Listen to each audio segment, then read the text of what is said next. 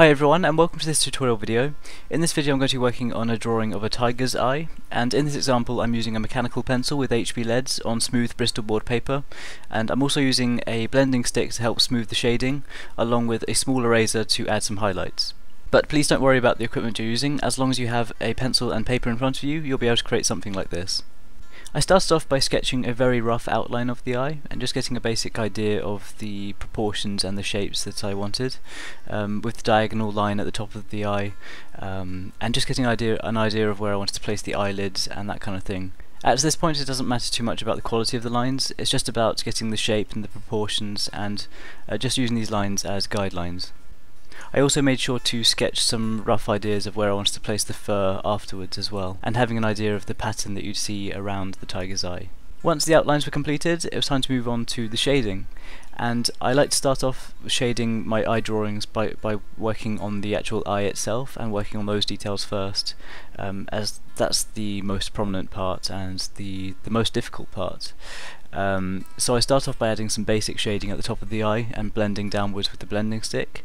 I also like to add lots of veins and details around the outside of the eye, kind of fading inwards. It adds a really nice 3D effect to the drawing, so I start off initially by sketching the ideas of the veins and where I wanted to place them, and then use the blending stick to add some shading around them initially, just to get an idea of how they would look. I continued to add these veins along the outer edges of the eye, and also added some ridges and areas of highlighting along the midsection of the eye, having a bit of contrast between the darker outer edges and that highlighted portion at the centre of the eye really helps to add to the contrast and the overall depth, and that also really helps with the 3D effects later on.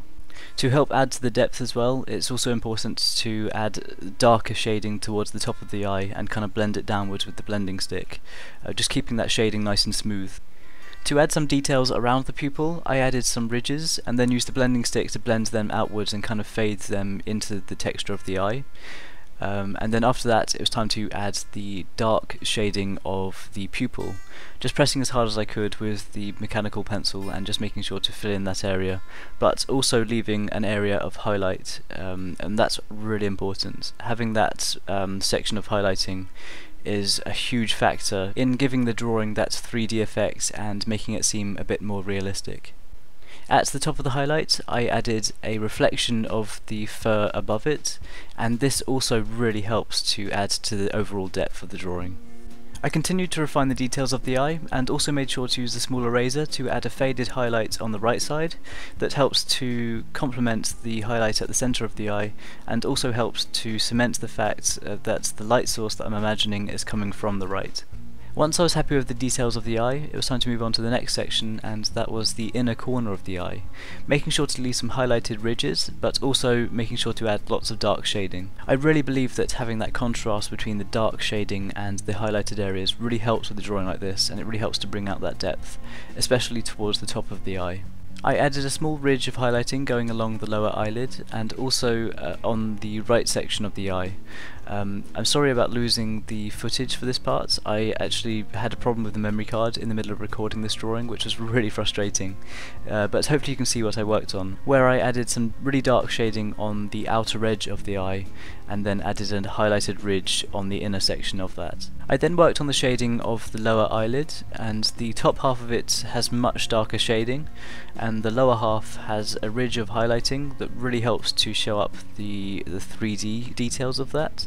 I think having the top half of the lower eyelid really helps also to show up the highlighted part of the eye. For the final sections of the drawing it was time to work on the tiger's fur. There's a section of white hair above the tiger's eye.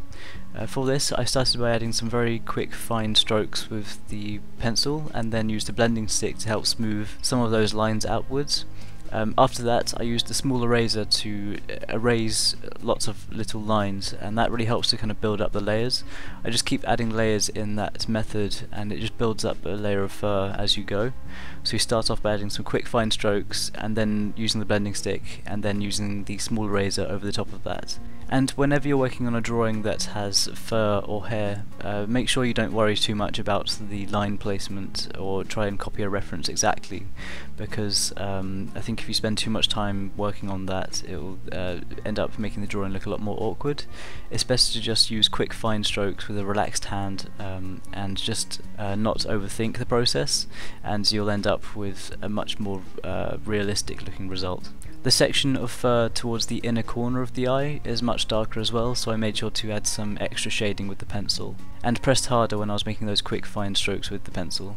And just building up the layers in the same method again, using the small eraser to add hairs much like I would with the pencil itself. I added a lot of dark shading towards the top of the eye, and also added some reflections of the hair at that top section. As a final touch, I decided to use some white paint to add some stray hairs at the top of the eye, just to show up some white highlighting contrasting with that dark shading. I thought this would give a really cool effect, and I just wanted to see what it would look like. After all of this, the drawing was completed, and overall it took about 3 hours to complete, I think. It was really fun to work on, and I always really enjoy working on drawings of eyes like this. I really hope this video helped in some way, and if you do follow this video along, or if you worked on anything similar, then feel free to show me your work on Twitter or Facebook or Instagram. I'd absolutely love to see. If you enjoy videos like this, then make sure you're subscribed, and any likes or shares are always hugely appreciated, and it really means a lot to me. If you want to follow along with any progress photos as I post through the week and keep up with what I'm doing, then feel free to check out the links in the description box below to check out my Twitter, Facebook and Instagram. And once again, thank you so much for the support on this channel. I'm always looking forward to working on these videos, and I really hope this video helps out. Thanks for watching, and I'll see you all soon.